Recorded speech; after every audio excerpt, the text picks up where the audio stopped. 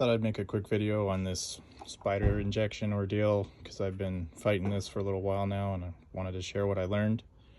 I started having issues with my truck with the injectors leaking down. After shutoff, it would flood and then it was hard to start.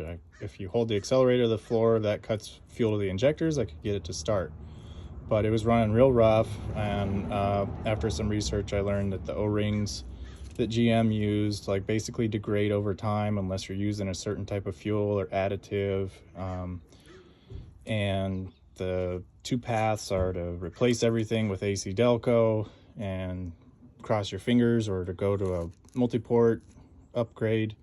So first time around, I replaced everything with AC Delco. I think this is some knockoff, but I couldn't find AC Delco brand for this. But fuel pressure regulator, new injectors, and it ran fine for the most part for a couple months, and then all of a sudden I started having cylinder misfire, a lot of white smoke out the exhaust. I thought I had head gasket issue, but after some troubleshooting, I could see that my fuel pressure is going to zero immediately after the key is off. So pulled the intake apart, and I thought, well, I wonder how I can test this. And then I figured I could connect the injector harness and the fuel lines, and then with the key on, I can ground the battery, and that will power the fuel pump, and I'll be able to see what's going on here. So I did that with this assembly in there, and I could see injector number 4 is just spraying fuel.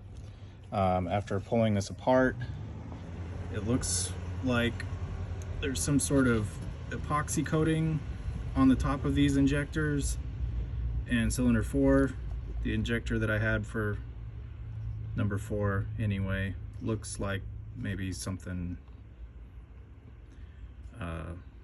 failed to just, I don't know how to troubleshoot these, but that looks like there's something wrong there.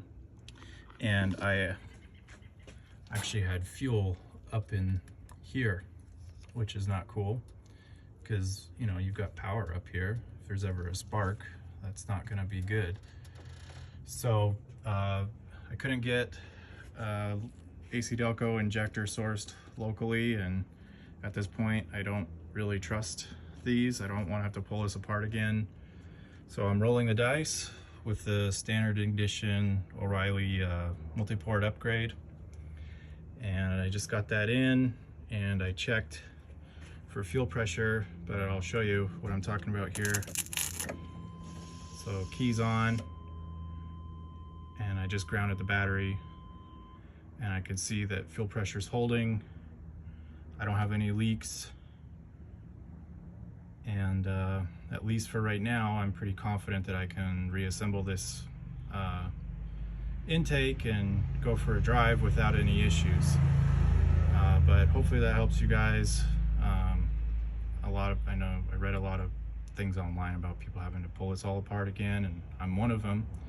And this might save you a step. So hope it helps.